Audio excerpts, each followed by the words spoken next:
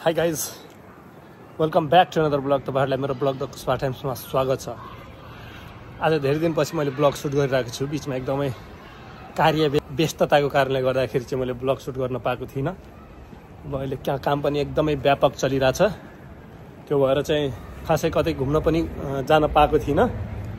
आज चाहिँ म एकदमै विकसित ठाउँ ओसाकाको उमेदा जाँदैछु।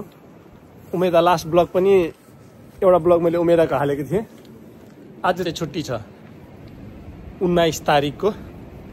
आज हाम्रो अफिस चाहिँ बन्द छ।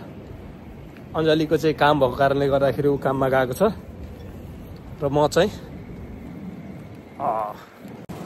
मेरो चाहिँ बिदा भएको कारणले गर्दाखेरि चाहिँ म आज ठ्याक्क म उमेदा जाँदैछु। र गाइज, हाम्रो चाहिँ अब नेपाल आउने दिन पनि नजिकै गइरहेको छ। हाम्रो नेपाल आउने समय भनेको चाहिँ अब अझै 20 दिन बाँकी छ। 20 दिनपछि हामी सिधै नेपाल जान्छौँ। भाइको बिहे छ, प्लस अरू पनि 1 महिना मस्त घुम्छौँ। त्यसपछि चाहिँ फेरि हामी जापान फर्किने प्लान छ। त्यो भएर गाइज एकदमै रमाइलो हुनेवाला छ यो 1 महिना चाहिँ। ठ्याक्कै म चाहिँ यहाँ बस स्ट्यान्डमा आइपुगेँ र बस पनि ठ्याक्कै एकदमै टाइमिङमै यहाँ पुगेमा। हेर्नु न, बस पनि अब ओसाका स्टेसन जाने बस पनि एकदमै आइसकेको छ।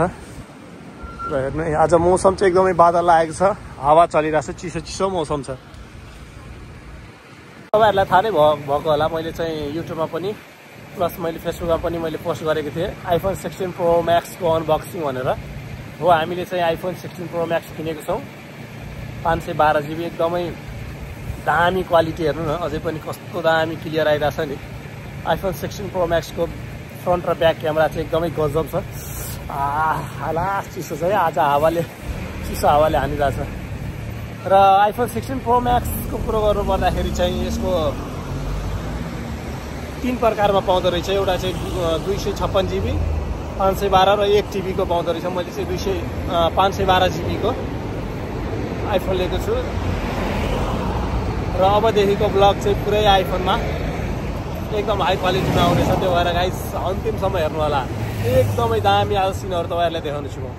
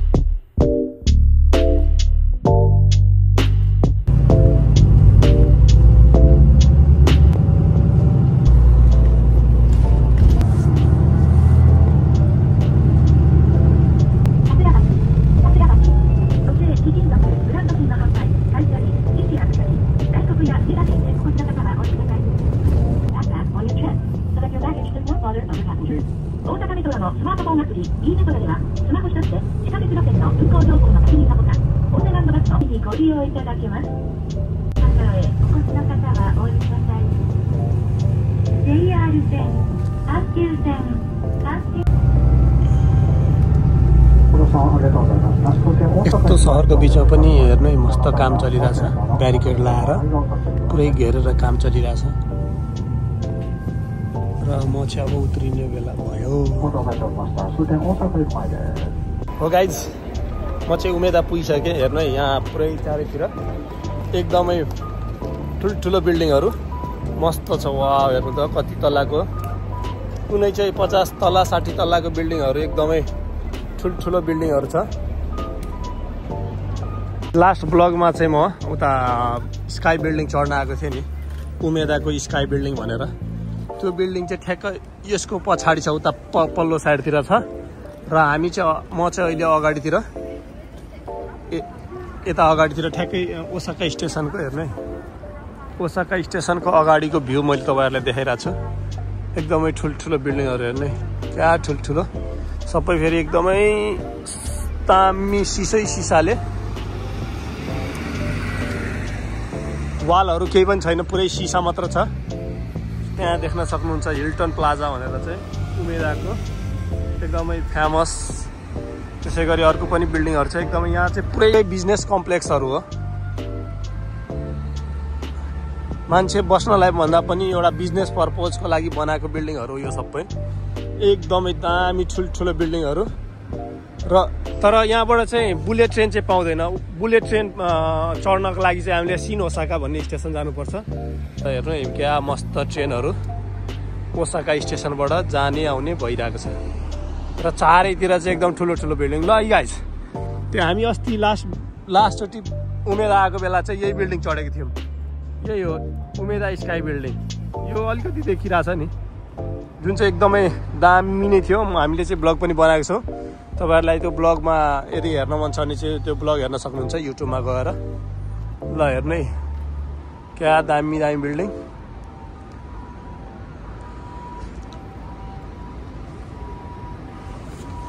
अझै अगाडि जान्छु। हाम्रो बसाइ त ओसाकामै छ, तर ओसाकामा पनि अब बसाइ भनेको चाहिँ विशेष गरी यस्तो एकदमै कोर डाउनटाउन एरियातिर, मेन सिटी एरियातिर त पक्कै पनि हुँदैन, किनभने महँगो एकदमै धेरै हुन्छ। त्यो भएर हाम्रो चाहिँ अलिकति समुद्र छेउतिर चाहिँ अपार्टमेन्ट छ, जहाँ चाहिँ जस्ट बस्नलाई भनेर चाहिँ बनाएको छ। अपार्टमेन्टहरू सानो 2 तले 3 तलेहरू, कुनै कुनै 5 तले पनि हुन्छ, मानसोनहरू। तर यो एरियामा आइसकेपछि चाहिँ पुरै कम्प्लेक्स मात्र छ क्या, बिजनेस कम्प्लेक्स मात्र छ। बसाइ भनेको चाहिँ यो एरियामा खासै विदेशीहरूलाई चाहिँ गाह्रै हुन्छ। हेर्नु है, एकदमै महँगो एरिया हो। यहाँ चाहिँ हाई ब्रान्ड, एकदमै टप ब्रान्डहरू भनेको जुनै टप ब्रान्ड पनि यहाँ खोज्ने हो भने पाउँछ, त्यस्तो खालको ठाउँ हो यो चाहिँ। म चाहिँ त्यहाँ आकाशे पुल लिएर जान्छु। र गाइस हावा चाहिँ लास चलिरहेको छ है। म चाहिँ पातलो ज्याकेट लाएर आउँछु भनेर सोचिरहेको थिएँ, तर चिसो लास्टै रहेछ। धन मैले चाहिँ अलि बाक्लै ज्याकेट लाएर आएको छु। र हेर्नु है, यहाँ मस्त रोड छेउहरूतिर पनि कस्तो फुलहरू रोपेर सजाएको छ, एकदमै दामी। र खास यो ठाउँ भनेको चाहिँ बस चढ्ने ठाउँ हो।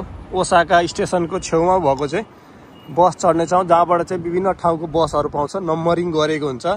जस्तो म अघि आएको भनेको 56 नम्बरको बस हो भने चाहिँ जाने बेलामा पनि ठ्याक्कै यहाँ 56 नम्बरको बस चढ्यो भने चाहिँ ठाउँमा पुर्याइदिन्छ। त्यसरी चाहिँ म्यानेज गरेको छ। ल हेर्नु है अगाडि यो बिल्डिङको एकदमै हेर्नु है डिजाइन, क्या मस्त। बिचबिचमा चाहिँ रुखहरू पनि रोपेको छ।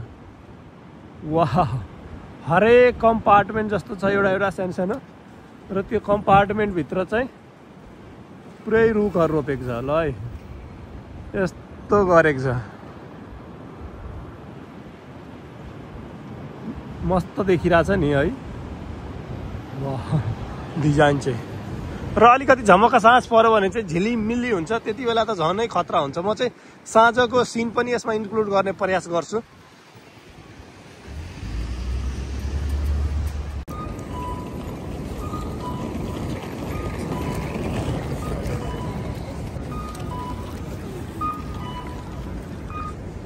हेरौँ यहाँ चाहिँ जति पनि बिल्डिङ छ नि सबैको 3-4 तल्ला तलसम्म चाहिँ अन्डरग्राउन्ड हुन्छ नै, जुनको पनि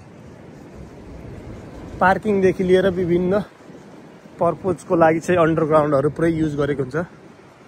जता हेरौँ तता चाहिँ एकदम हाई क्लास बिल्डिङहरू मात्र देख्न सकिन्छ यतातिर चाहिँ।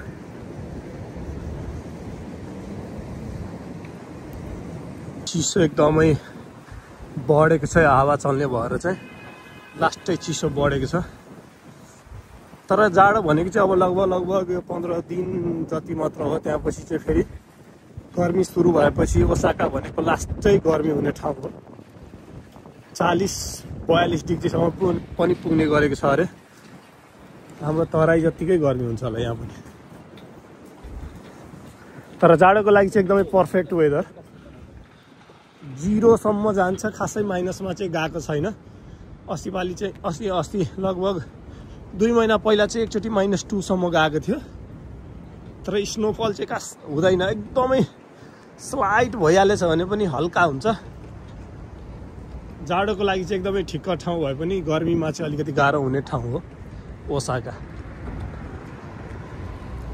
ल हेर्नु है, यो चाहिँ साकुराको बोट हो।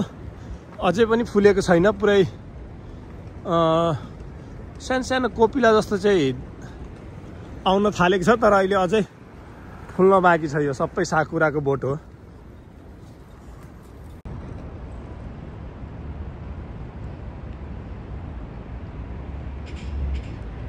गाइज एकदमै टाढाको बिल्डिङ चाहिँ क्या मस्तले जुम गरेर देखाइदिँदो रहेछ हेर्नु है।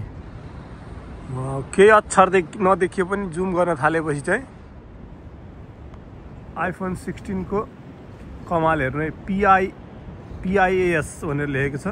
को क्वालिटी पनि एकदमै दामी। आइफोन 16 प्रो म्याक्सको भिडियो खिच्न नि मन लाग्ने कि मजा आउने।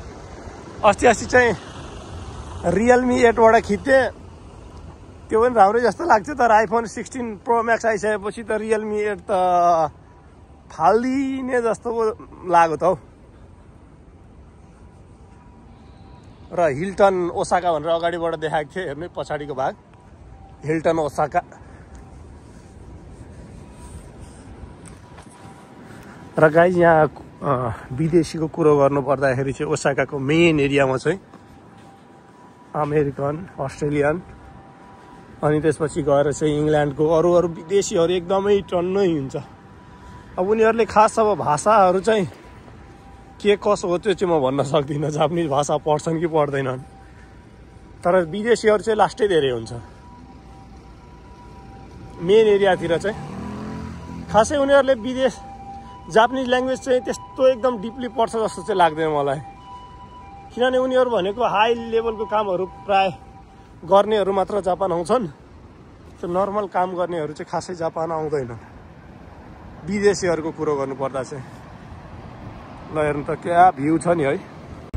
गाइज सहरतिर घुम्नु त एकदम लास्ट मजा आउने क्या, जताततै झिलिमिली चहल पहल पुरै खतरनाक हुन्छ।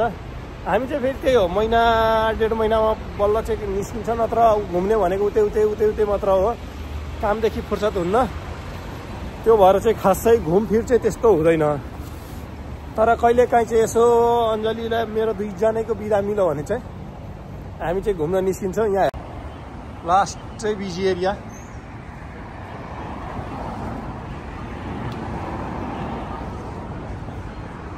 हेर्नु त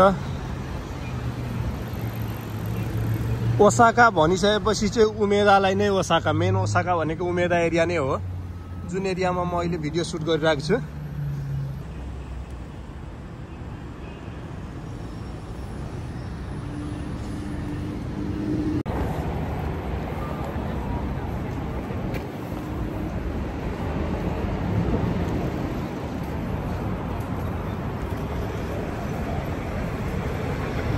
गजब हेर्नु त, खतरनाक जो सब। र म चाहिँ यता पारी जान्छु। यहाँबाट यो बिल्डिङ हेर्नु त क्या स्लिम र टल बिल्डिङ छ नि है, खतरनाकको एकदमै स्लिम र एकदमै टल बिल्डिङ। त्यस्तै गरी यो पनि त्यस्तै छ।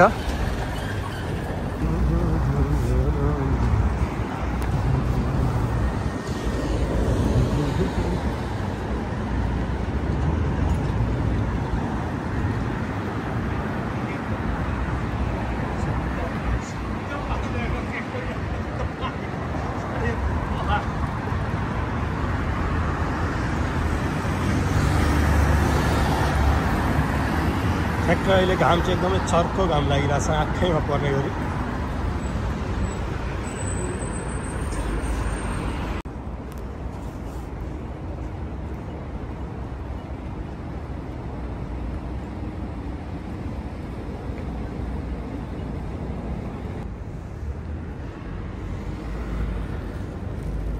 गाइज यस्तो सहरको बिचमा पनि त्यहाँ हेर्नु है कस्तो पुरानो डिजाइनको घर रहेछ यो, एकदमै ठुल्ठुलो बिल्डिङको बिचमा चाहिँ एकदमै सानो प्रकारको एकदम अलिकति अनम्यानेज टाइपको पनि देखिन्छ झट्ट हेर्दा चाहिँ।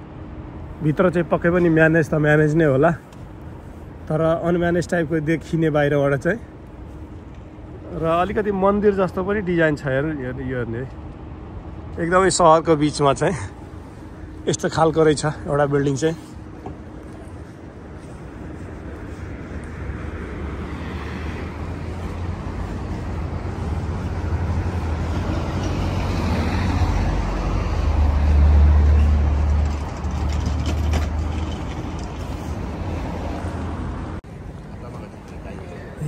めっちゃ飲みましたね。なんとなく頑張りましたね。次長さんからね、井上さん、それ全部待って。めっちゃ頑張りましたね。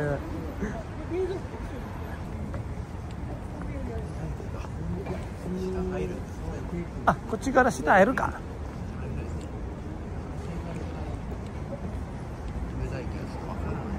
でもちょっと外からいいと思う。上からちょっと中入ったらね、ちょっとどうするわ。ああ、中で、ああ、それですぐ時間もかからないからね。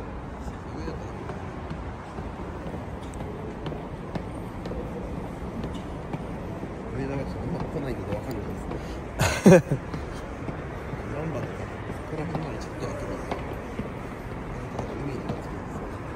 ナンバーですね。うん。ねでも楽しかった。井上さんとキムさんはタクシーで行く？タクシーで行くね。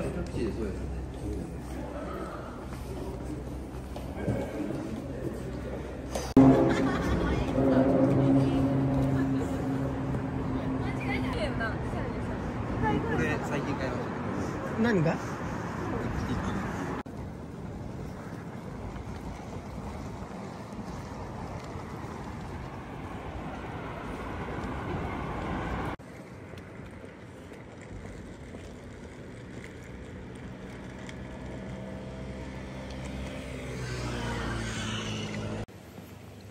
？हेर्नुहोस् गाइज, साँझ पनि भइसकेको छ। ठिक्क 7 बज्यो। अब पुरै बत्तीहरू पनि झिलिमिली तपाईँहरूले देखिहाल्नै हाल्नुभयो। र म अब चाहिँ मेरो 1-2वटा कामहरू सकाएर म र एउटा जापानिज साथी नै थियो, त्यहाँ चाहिँ भएको कामहरू मैले सकाएर अनि चाहिँ अब फर्किनु पर्यो भनेर चाहिँ अब फर्किन लाग्यो। हस्त गाइज, आजको ब्लग तपाईँहरूलाई कस्तो लाग्यो? उमेदाको एकदमै दामी सिनहरू मैले तपाईँहरूलाई देखाएँ। खासै धेरै अब काम त थिएन, जस्ट घुमफिर एउटा 1-2 सानो काम थियो। त्यो काम चाहिँ मैले ट्याक्कै भ्याएर अब चाहिँ म रुम फर्किँदैछु। हस्त गाइज, तपाईँहरूलाई यो ब्लग कस्तो लाग्यो आफ्नो प्रतिक्रिया दिनु होला। उमेदाको एकदमै कोर एरियामा गएर मैले चाहिँ यो ब्लग सुट गरेको छु। पक्कै पनि तपाईँहरूलाई ब्लग एकदमै राम्रो लाग्यो होला। राम्रो लाग्यो भने चाहिँ पक्कै पनि आफ्नो प्रतिक्रिया दिनु होला। र नेक्स्ट ब्लगमा फेरि भेट्ने बाचा गर्दै यो ब्लगलाई म यही अन्त्य गर्छु। हस् त, बाइ बाइ।